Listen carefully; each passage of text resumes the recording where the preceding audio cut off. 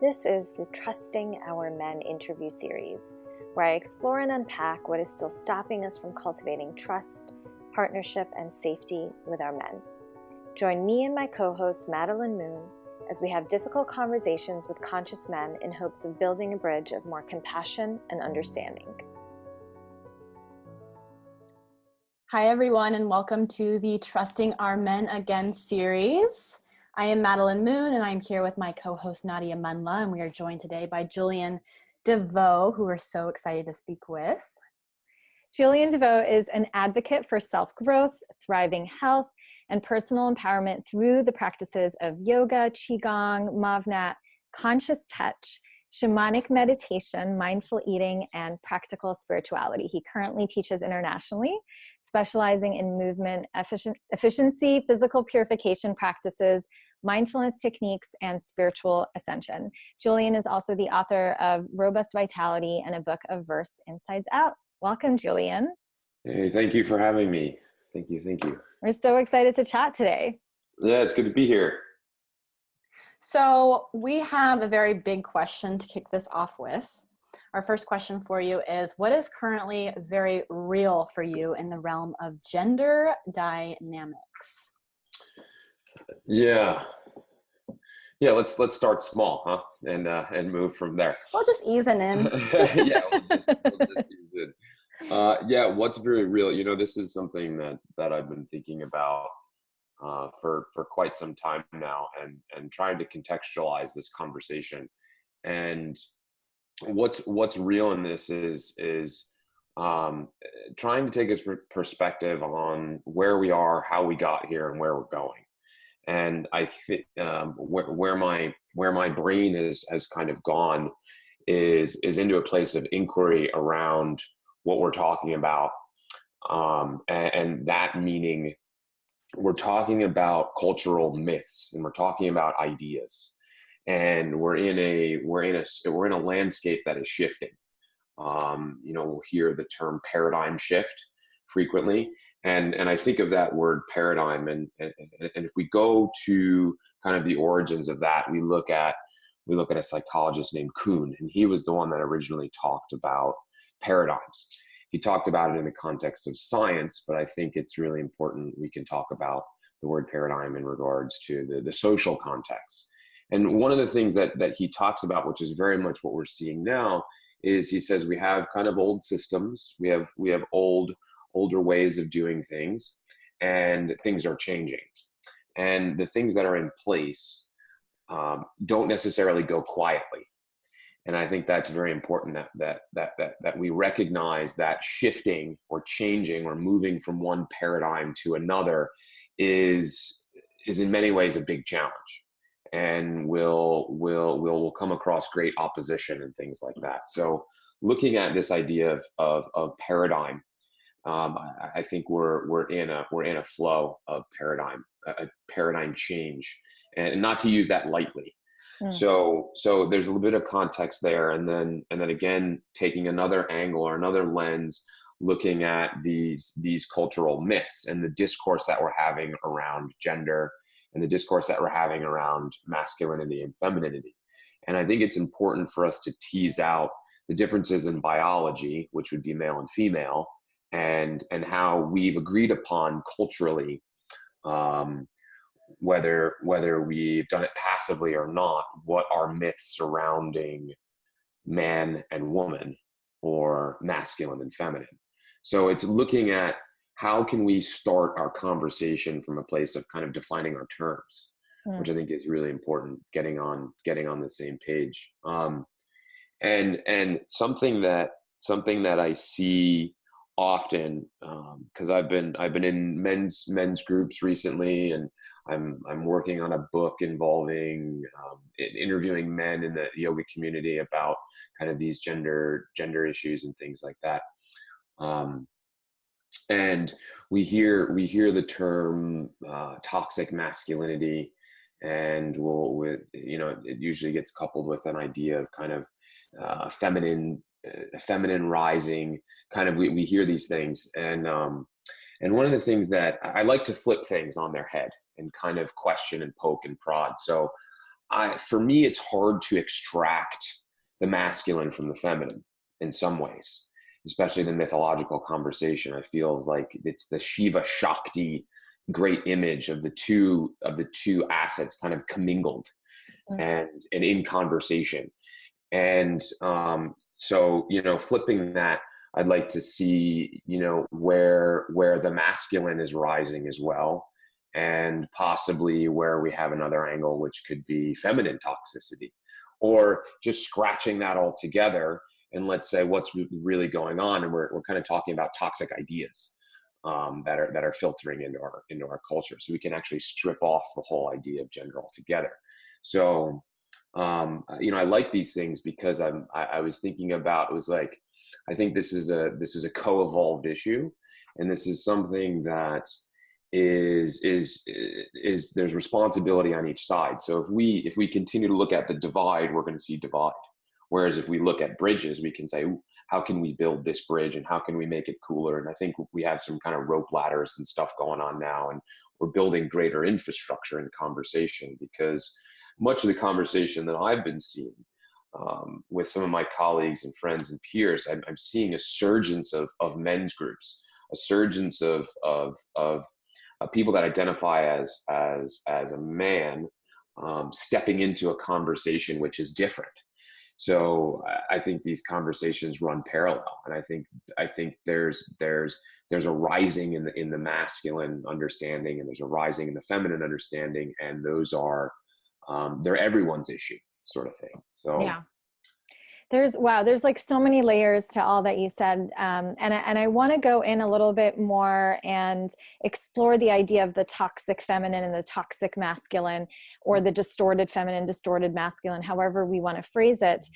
Can you give an example? Like, what's just like the first thing that pops up, or the most common thing that pops up for you in each of those categories? Yeah, it's a good question. I was thinking about that, because even when I thought of this idea of toxic femininity, I kind of was like, ooh, that just doesn't feel right, sort of thing. Whereas like, I'm so comfortable with, we talk about it in the men's groups, toxic masculinity. I would think that, looking at toxic masculinity, I would think something like an overly outward expression of something. Kind of like a brute force mentality, like too much of a linear take, driving into something without regard for. It's a very Machiavellian approach. Ends justifies the means, sort of thing, without regard for others.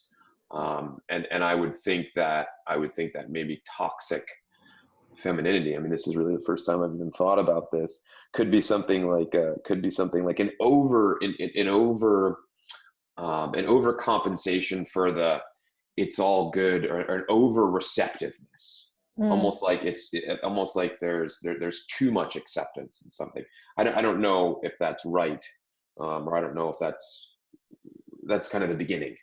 So, well, I think that the spirit of these conversations too is that we're all exploring this. Like, we don't, we're because it's such a new conversation, and we're taking an angle, I think, that, this idea of bridging that hasn't happened before as often.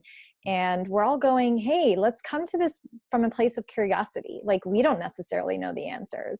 So I love that, what's it sounds like is coming out of this is that we're all sort of like, we know there's a distorted feminine. What might that be? Have we talked about it? And is it an important piece of this conversation? Because I think, like, one thing that comes to mind, I don't know what you think, Maddie, but like, when I think of distorted feminine, I think of like, not enough discipline, not enough focus, not enough target, right? Like, when you become so in your receptive, and so in your being, and so in your emoting and your sensual, you're like not really focused and going, hey, this is where I need to go, right? So I think that I don't know, what are your thoughts, Maddie? Yeah, I see that as one for sure. When you're going so into that mothering, nurturing energy that you lose sight of boundaries, but also, like what you were saying, Julian, there's an essence of receptivity and going with the flow. But I think that very easily for the feminine, when we're talking about toxicity, you go with the flow so much, but you're actually not okay with that. And so you create resentment about it. So there is a form of manipulation that happens. So I was watching some video on this amazing website called Rebel Wisdom, and they're talking about how for the masculine, toxicity is very bright, shiny in your face. So like what you were saying about yelling or anger or getting mad and kind of a combustion. Whereas the polar opposite for the feminine, it's very internal, it's very inward. So manipulation, codependency, not speaking your truth, that can all be stuff that's very internal, and it can also be kind of silent. So it's a little bit, it's less I would say obvious to see it at times, because it's such an inward battle. It's a very, at times it can be a very private battle, because the feminine energy is fighting with the heart of what they really want, but feeling ashamed for what they want, and so suffering in silence, or using tactics such as manipulation, cold shoulder, silent treatment, because not knowing how to speak. Yeah. You know, and also that makes me think of like, when we think about sort of what happens with a lot of like repressed anger and sort of, again, that toxic masculine energy, how is it then handled, right? It's handled with this sort of outward energy of aggression and violence towards other people, towards the external world. And then when I think about, you know, the women I work with and all of the distorted feminine, they've got like their own fight with, but if I get too into my feminine, it's not safe for a variety of reasons. So what happens is it becomes, again, inward. There's this like internal journey of, you know, I'm not enough, or whatever it might be, right? So there's this like, so it's interesting, you know, I don't know if it's only this or that, but that's just, you know, one thing that popped up for me as you were speaking. Yeah, and I think it's important, and many of us talk about with regularity how masculine and feminine, their concepts, their terms, their ideas that we all embody to a certain degree, and some of us more than others. And I think it's kind of like two limbs. If you're just using one arm, you're not using the other half of your body. So there's kind of an atrophy going on. And I think that we can speak generalities here, where we can go gender, where we can go gender and say men and women, we each have different atrophies. And there are stereotypical atrophies of more women and stereotypical atrophies of more men. But a lot of these kind of lines are getting blurred. And something else that actually just came through, kind of get a little sci-fi, maybe softly, in regards to this conversation, as we were talking about paradigms, and we were talking about kind of the importance of this discussion, is what we're dealing with are morphic field resonances, and to kind of make this a little in regards to our myths. And to make this easy, it's like a chorus of people singing, and our myths that we have in place. There's a lot of people singing in that chorus, so energetically, that's being broadcast into our information field, right? So these conversations that we're having now, a lot of the women's groups and the men's groups, and the coming together and pulling apart, coming together again, we're perhaps in a little bit of a different kind of choral song verse chorus sort of thing. So this is, again, looking at what we're doing energetically, how this might feel like a big thing that's happening, and it's like we're really just kind of bringing in more members of our ensemble, to use that kind of metaphor. So can you give an example of what a myth is? Or like a modern day myth, because I guess I'm a little bit confused on what exactly the myths in this context are. Maybe just like a couple examples. Yeah. Any sort of philosophy or ideology or belief system is a myth. So like the patriarchy? Sure. Okay. Sure. Yeah. Capitalism is a myth. I'm not saying myth as like fake or phony. I'm saying as a system of beliefs or a system of thoughts that we either agree to or abide by or roll with.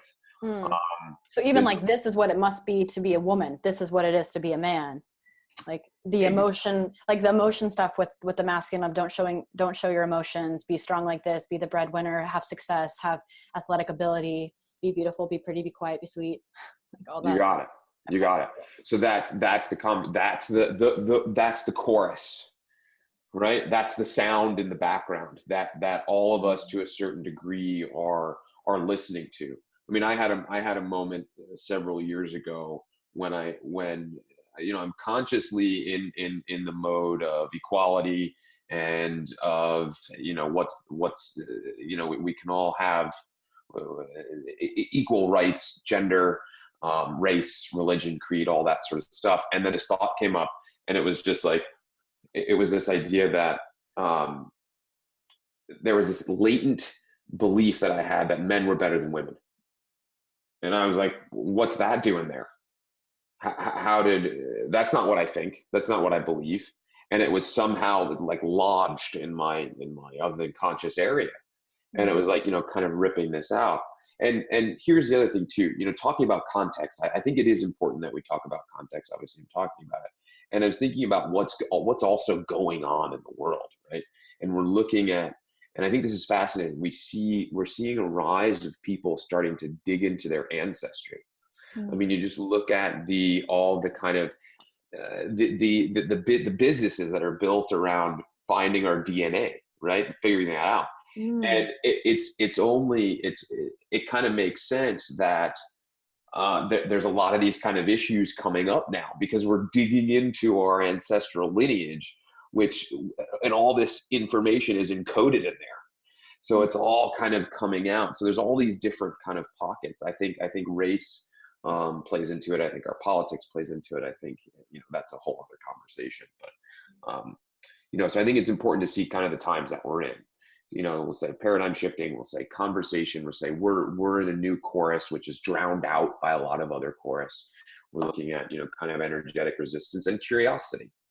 And some of our languaging, which is why it's important that we get into our languaging and our discussion and saying, okay, because I was talking with some people before and I said, hey, I'm going to be doing this kind of discussion today with you gals.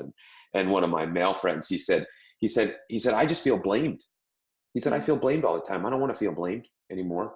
And this is a father and he's a good, solid individual. And I said, wow, that's interesting. And I think that's part of what, this is part of what labeling things can do, toxic or otherwise, where we tend to look to the issues and the difficulty and the problems and say, okay, let's tackle these, let's move there. I'm not saying that's not a good approach, but I do think there can be responses to it. So yeah. Awesome. Part of my brain is like, let's talk about this blame thing because I'm really interested to hear. I just have stuff to say about this and I'm very curious. But another part of me knows that we really want to talk about male ceremonies with you. Sure. Do you have a preference on where we go? No preference. No preference. I say let's talk about. I think the initiation conversation might bring up. We'll circle back to the blame. I think we'll somehow find our way back. Yeah. Okay. Cool. So really what we wanted to talk to you about a little bit, especially since you've had some experience with this, is the importance here of male initiation ceremonies and the lack thereof really in Western culture, right? So often I think masculinity is associated with certain lies. There's certain messaging around, okay, sexual conquest or economic success or athletic ability. And lots of times in the West, there is this need to prove your masculinity. And so there's really this focus on one or the other. And if you can't get one or the other, maybe you just go to the sexual conquest thing as a way to prove your self-worth as a masculine guy. So I'm curious what your thoughts are on this, especially being that you travel a lot and you've worked in other, you've been in other cultures and immersed yourself in other cultures where there are male initiation ceremonies. Yeah. Something that kind of fired quickly is thinking about strength and thinking about this idea of conquest. And I think it takes stronger individuals to really sit in their vulnerability than it does to necessarily kind of attack. Anyway, that kind of came through. And I don't know if that's a feminine characteristic or a masculine characteristic. I think it's a human characteristic. So nevertheless, ceremonies. Yeah.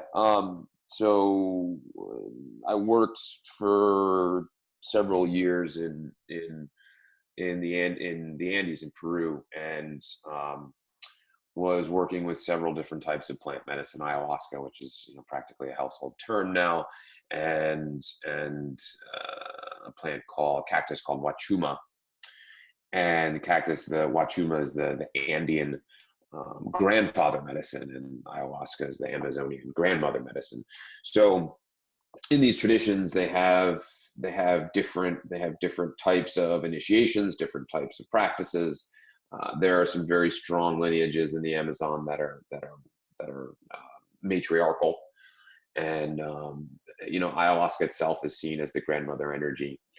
And so yeah, I received a ceremony. I was initiated as what's called a Wilcanina,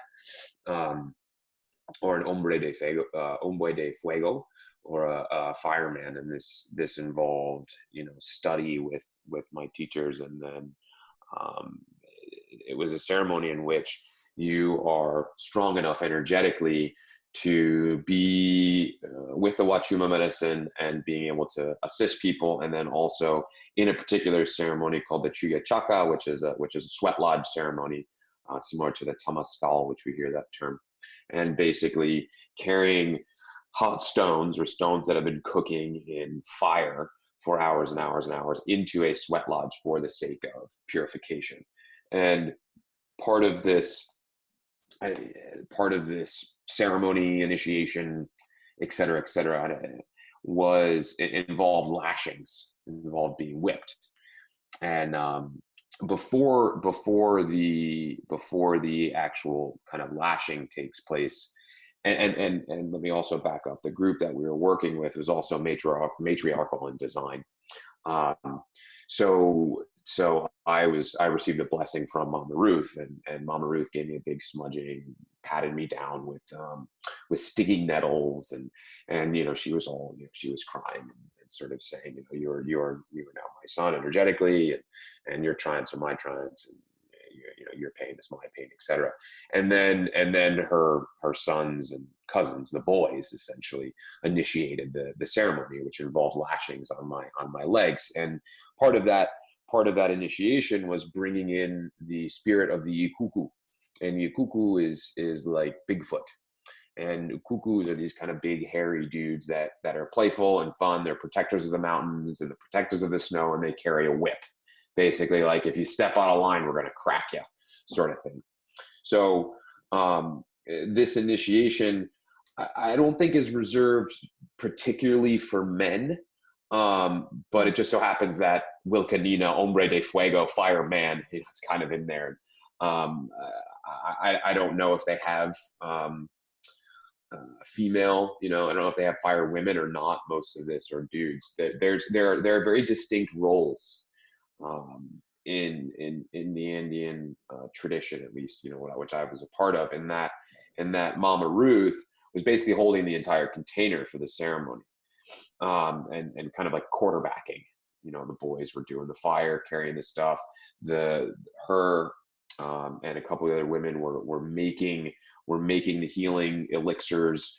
We're making branches. We're setting up the tea. We're stewing and concocting, sort of thing, while the guys were kind of building the fire and getting the stones ready. And the men would bring the hot rocks in to the sweat lodge, and Mama Ruth would then mark them with perfumes. And basically that was kind of the way the ceremony went.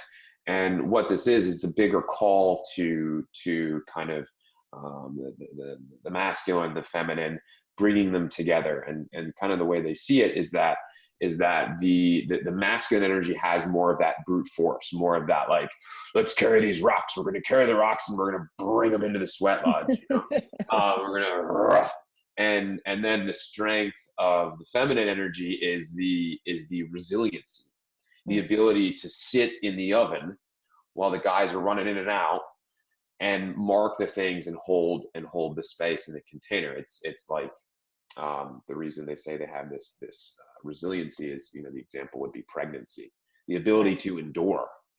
So So I'm really curious as I hear about this, because this is all super fascinating. And I think your initiation ceremony is interesting in that it's an integration of these two energies. So it's not like just a man initiating you into like manhood at the age of 13, which is, what Right. a lot of male initiation ceremonies might be more like.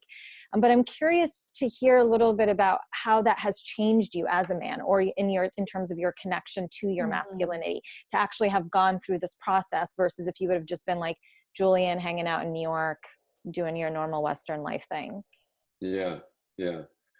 Yeah. Well, it's the first part of the ceremony was actually during a women's group, um, which was fascinating because I was carrying the stones in. It was all women. So it's allowed me to really step in and embrace my kind of warrior energy, to say this is okay, or this is not okay. And it's widened my scope in regards to a bit more of a communal aspect. Like, I have a responsibility greater than myself and greater than the immediate surroundings, something that's actually bigger. And there's a system of spiritual kind of checks and balances in there too, where I have the Akuku, who I'm learning from, and then I have kind of Mama Ruth to answer to if I step out of line, sort of thing. So it's brought in a bigger lens. It allowed me to feel more of that embodiment in regards to I can endure as well, and then I can help, I can aid, and I can take a beating if I need to. So I feel like that's just made me more comfortable in my own skin. Whether these are masculine energies or feminine energies, I think we can talk about, but I feel as though it's brought me more into who I am, my essence. So does that kind of answer your question? Amazing. Okay. Yeah, that's beautiful. And going off of that experience that you've had, and also knowing that in so many different cultures, like we were talking about before, at the age of 13, you're like crossing over into manhood in a certain ceremony. It's like once you go through the ceremony, you are, and not in the instance of what you did necessarily, right, but with other cultures, there's like this very obvious moment where you are now a man, and there's nothing really therefore that you have to prove. Like, now I need to go out and do all these things. Of course, that's now expected. So there are those pressures, right, what's expected, but the initial, I am now a man, it's very clear. It's clear cut here, it happened. So me and Nadia were talking earlier about how we in the Western society try to find that feeling. Well, not us necessarily, but men try to find that feeling. And we thought about frat houses. And so there's initiation in frat houses, but it's not to be a man, it's to be drinking all the time and to be getting girls and to be popular and to be saying a lot of derogatory statements that I won't say, but I definitely heard all the time going into frat houses. And football teams are joining certain sports, going up into high school and college and afterwards, and being on Wall Street or whatever it may be. There are all these different ways that it seems to us that men try to find that initiation feeling where they're part of a group or a philosophy or way of life, ideology, whatever it may be. But when we take this bird's eye view and we look at these particular groups that people are joining to find that feeling, they're not contributing in a healthy way. Like, I wouldn't say frat houses, it's not black or white. I'm sure many people gained a lot through that. Maybe it got them through hard times. But when we really look at it, I don't think it's doing anything good for society. I really don't. I think there's a way we could go about doing it right. So I'm going to stop there. I just wanted to hear your thoughts on this, on how men try to get that feeling of community and initiation in our modern day society. Yeah. I did not go to a school with frats nor sororities, but I have a general understanding of what you're talking about. I think there is a seeking, and I think part of what is hard to come to terms with, and I'm still learning to come to terms with it, is that there's a certain extent to nature that is violent and that is aggressive. Dolphins and sharks will gang rape. So there's, and a rose has a thorn, et cetera, et cetera. There's a million examples, right? When we eat a vegetable, we're ripping the roots out. So I think the reason I'm saying that is because I think there's a lot of energy in young men in particular, probably between the 18 and 30, or between the 13 and 25, or whatever it is. And it just so happens that we see most of the violent crimes and stuff that are happening in the US. Most of the school shootings are young boys. They're not girls doing this stuff. So I think as men, there aren't necessarily healthy containers to express this sort of energy. And I think it's a challenge in a world that many of us are seeking a moralistic kind of nonviolent world. And I think what happens is we have a big ball of passion or of carnal energy, and it's just not being necessarily funneled in the modern world. We still have kind of these animalistic propensities going on. And so how would we address this now? I mean, it's a good question. I mean, there's a lot of things appearing in the sport. Which is maybe why organized sports is the evolution of things, as opposed to taking the group of young men on a hunt, or we're gladiator. Or the gladiator. Yeah, exactly. I mean, you look at that, and it's like, to say that we haven't evolved, I think, is when you see the NFL or you see football, right? It's like, this used to be people killing each other, and I'm not saying so that there is this extent. Yeah, and so that's good. We want that. We want a healthy space for that energy to be like sports is great for that. Like it's right. I guess it's what the inner goings or the subtleties that happen within those groups, conversations that need to be had within those healthy outlets to make it even more pure of a sport, to where people aren't finding their identity through it necessarily. Yeah, exactly. I do remember going to college, and I remember I would go out with my friends, and we would party, and then many of the guys and we'd wind up kind of wrestling each other, or fighting each other, sort of thing, and it wasn't there wasn't any animosity there. It was kind of just aggression coming out. So I think we need to look to, and this is systemic, I think, in general, as humans, we're not moving as much as we used to. Our brains are designed for a body to be in motion. We're talking 20 to 25 miles a day. So I think it's particularly challenging for younger men and boys to be sitting in chairs throughout their entire youth. That's why there's so much ADHD, like I think like false, what is the word I'm looking for? Like when someone diagnosis, right? Oh, yeah. Because it's like, we're going around and we're telling everyone you need to sit in a seat for 7-8 hours and you just get 1 hour of recess. And it's like, that's crazy town, even for women, let alone a boy who's like has rising testosterone.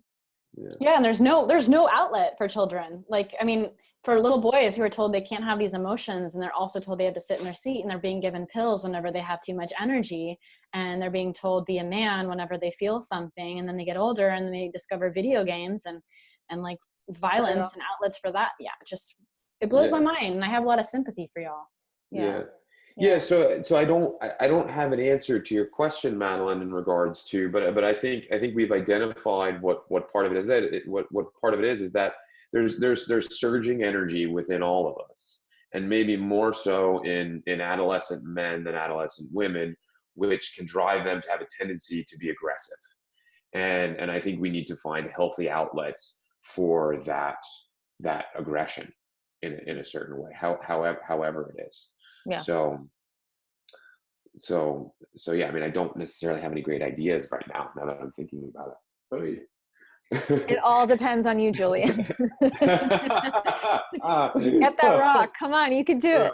No, so well, this is more whippings. This is a great place to talk a little bit about, what stuff is out there that helps get out that aggression in a healthy way. Because I think, although we're speaking primarily about like the masculine here, I think even, in my like embody class, and then also even when I'm working one-on-one with clients, like there's always such an extreme resistance to even looking at the rage or the anger or any of the darker stuff, that it gets repressed, that then when it does explode and it does come up, it comes up in a very unhealthy way. And so I'm sort of like, come on guys, it's okay. You can, you can shout a little bit during class, you can stomp a little bit, you can just, if you need to yell it out, if you need to like be a bit bigger and bolder.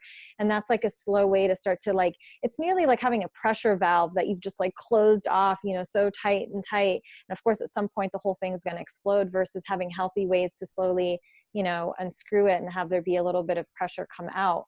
And I think one of the ways that a lot of cultures do that is through different masculine practices of embodiment. So we see a lot of like different warrior dances and warrior rituals. The one that comes to mind that I've seen that I know a lot of women salivate over is the haka. I don't know if you're familiar with it. I think it's originally from New Zealand, and it's basically this like warrior dance where it's just a bunch of men who just like stand there and just get really primal. And it's like every woman is like, oh my God, it's the hottest thing ever. I have yet to find a woman who doesn't think that. I'm wondering if you have any thoughts about like just the concept of having spaces for men to connect more to that energy. Yeah, absolutely. And we're seeing more and more men's groups surging. This is part of the rise of the masculine component, because I don't think the masculine can rise without the feminine rising, and I don't think the feminine can rise without the masculine rising. And as we kind of play those poles, what we need to recognize is that the path of ascension is a path of descension. So it's going to get more awesome and more nasty at the same time. But yeah, I do see groups like that forming. I do see things like that happening, and I see it in men's groups. They're happening. They're popping up all over. So there are outlets that are being formed, and the cool thing is that there are these conversations happening, and there are more and more men opening up into different areas, and there are more and more women opening up into different areas emotionally, and that's filtering down. That's filtering down into the kind of younger generation. Not giving up on the older generation, but again, we go back to Kuhn and the paradigm guy, and the paradigm guy at some point in his text says, sometimes the old ways just got to die out before the paradigm can really shift.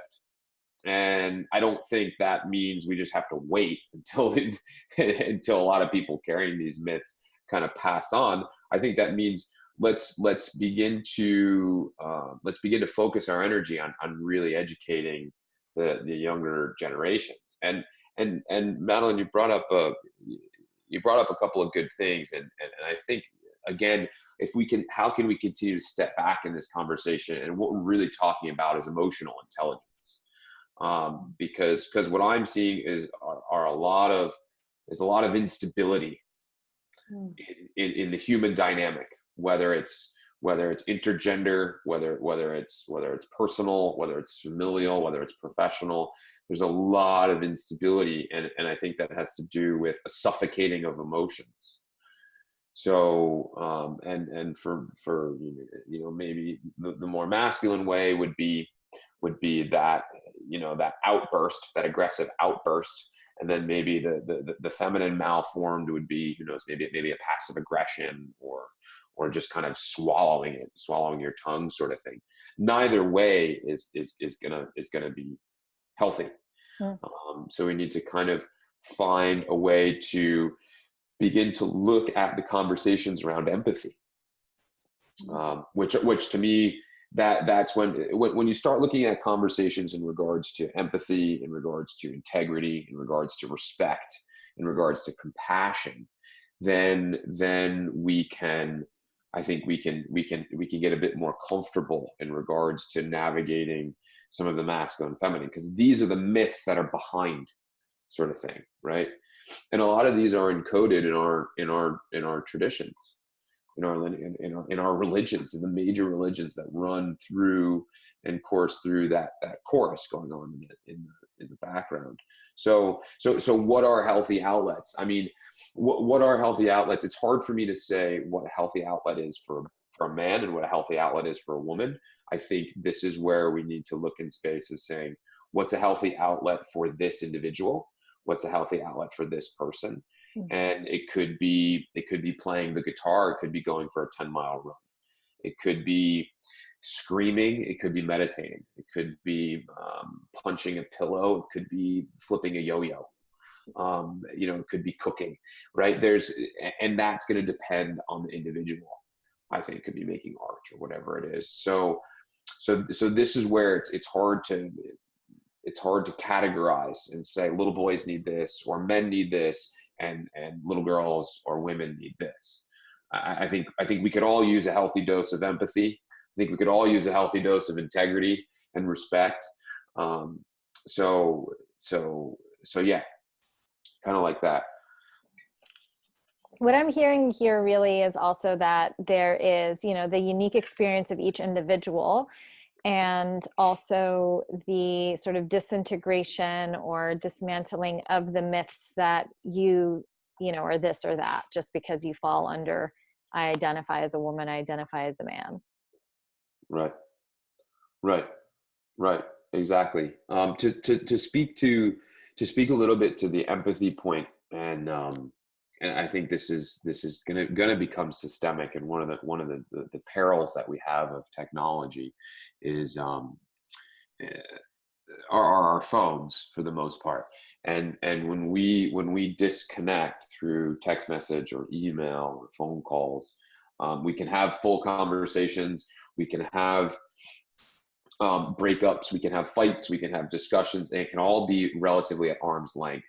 And this is pulling at the fabric of our ability to empathize with other people, because it's just easier not to deal with it. It's just easier to send a note as opposed to have a call during those tough situations. So I think this is something that will widen the gap, as opposed to something that's gonna bring us all together. So looking at these myths again, I think there's a lot of stuff that's really cool that gets lost in tradition. Like, for example, the United States democracy, partly the founding fathers, it was modeled after the Iroquois Nation in the state of New York, where they had the clans that would come together as the tribes, and then the tribes would elect more or less the ways to function, and then these electors would then kind of hash things out, right?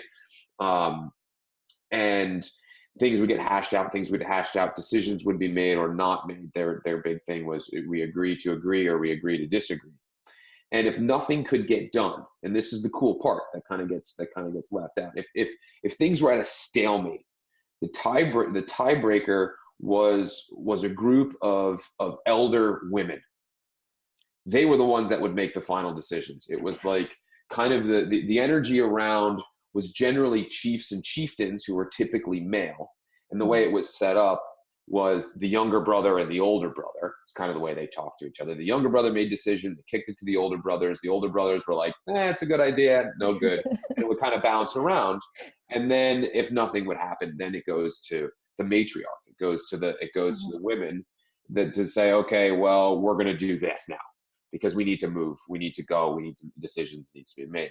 So our republic, because we function as a republic here, is modeled softly on a tradition that actually has kind of a matriarchal background, right? So it's an interesting conversation in that regard as well. So and I think it's something else to kind of modernize this conversation too a little bit. There was an incident recently where there was a football player talking about football, where he kicked I don't know if he pushed her down, he pushed someone down, and he kicked her. And a lot of the broadcasters, a lot of the news were saying, can you believe he would kick a woman? Can you believe he would kick a woman? Can you believe he would kick a woman? And I started thinking about this idea, and I'm wondering if a new conversation would be, can you believe he kicked another person? If that is actually the space that we're looking for. I mean, I don't know, and I'm not saying, but, and again, sometimes I'll hear this, and maybe this is part of some of the malformed femininity, where sometimes I'll hear from women, or hear from people, well, chivalry's dead. And it's like, well, do you want to be the damsel in distress? Or, you know, is that my role? Is there some truth there? I mean, look at the modern institution of weddings, where for the most part in our kind of culture, the bride's parents pays for a majority of the wedding. I mean, that's a medieval concept, which is like, you're going to take my daughter and she's not worth anything, so here's a couple of cows and some farmland because she's just going to be a burden on you, sort of. Right. So this is how this is what I mean by myth, is that these things are perpetuating, right? And then you know, I recognize that I'm going all over, but there's all these different, you know, things that are kind of going off right now. And I think there's something else, which I had this weird sort of theory, and this is going to totally change direction a little bit. But we look at, you know, we've all, for the most part, commonly agreed upon Mother Earth, right? And I'm not saying there's not a Father Earth. I think that, again, that's a whole other conversation. But we look at what's going on to our mama in this bigger way, right? And we see what we've done in particularly in the Western industrialized nations. And I'd like to look at something like cheese, for example, or ice cream or milk. And I think it's interesting. And I think we have, and I'm not saying there's a link to breast cancer, but I think there's something kind of energetic going on here that's worth investigation, where in order for us to get milk or to get cheese or to get ice cream or to get all these kind of dairy things, is the female cow needs to be lactating, which it means it needs to be in mom mode.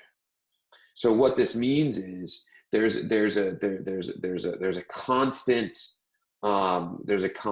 raping of female cows, or a constant impregnating of female cows, and then their babies get taken from them, or the lips get cut. This happens in the Middle East. The camels, their lips get cut off so they can't teeth, you know, all these sorts of different things. So then we can kind of lactate. And I mean, this is again part of this energy that's circulating around us, where we have this abuse of our natural resources and of our animal friends and of our, you know, of our nature friends. And you know, I'm not here to advocate veganism. You know, that's not my shtick. I don't have that axe to grind. I have plenty of other axes to grind. But I think it's important to, again, look at how these myths and how these stories and how these ideas begin to flow and thread their way through our cultures. And what we're talking about here in this conversation is, how do we identify them? How do we address them? And then how do we move forward? Or how do we move sideways? Or how do we slowly back away? Like, we're just going to leave that there, you know, or I'm going to kind of jujitsu that past, sort of thing. So I think it's important that the conversations between men and women, around masculine and feminine, around all these sorts of things, continue to happen, because it's looking at, if we're looking at unity, or if we're looking at unification, or if we're looking at balance, we need to talk both sides, right? And this goes all the way back to, Madelyn, what, you know, kind of what you were saying in regards, or your curiosity around blame. And I think this is part of the response that some guys have, especially the ones that I've spoken with, is that there's like, oh man, I feel guilty about this. Or like, you know, I feel like I'm being blamed for something that I didn't even know I was doing or wasn't aware of, or has become something other than my intention, sort of thing. And I think this is why talking about empathy and talking about communication and talking about emotional intelligence would help all of this, because I know for me that I like to think I have best intentions all the time, and I definitely screw up sometimes. And it's kind of just like, if I only knew, sort of thing, how my intention was impacting other people, right? Because we all know our intentions, but we don't know the impact. That's for somebody else. And if we can clearly articulate, or we can clearly come into a space of being able to express the impact without blame or judgment or then we're stepping into a space of sovereignty. And sovereignty might be an uncomfortable spot. This could be, again, maybe this is a masculine encoded energy where we're stepping into an idea of sovereignty. I'm one, I am individual, I'm unique, right? So there's a lot of kind of stuff going on within this conversation. There's a lot of different choruses. You got all these, you got classical over here, you got hard rock over there, you got new age over there. And it's like, it's hard to listen to all of them at once, but they are all playing at once, right? Yeah.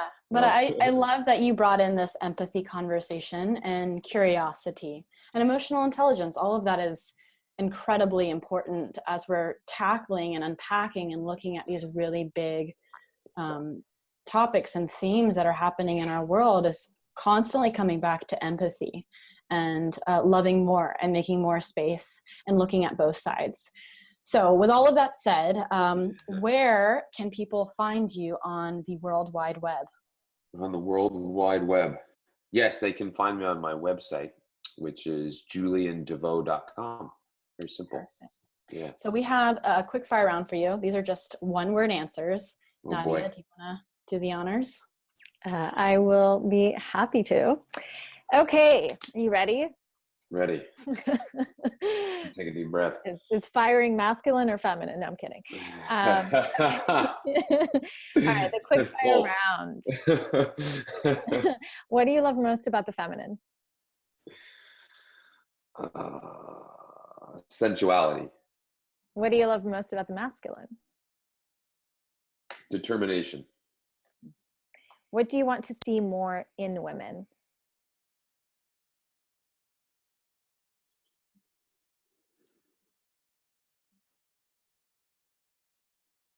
Sovereignty.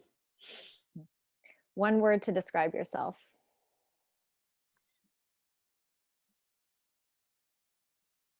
Curious. What would you like to see come out of this conversation? More conversation.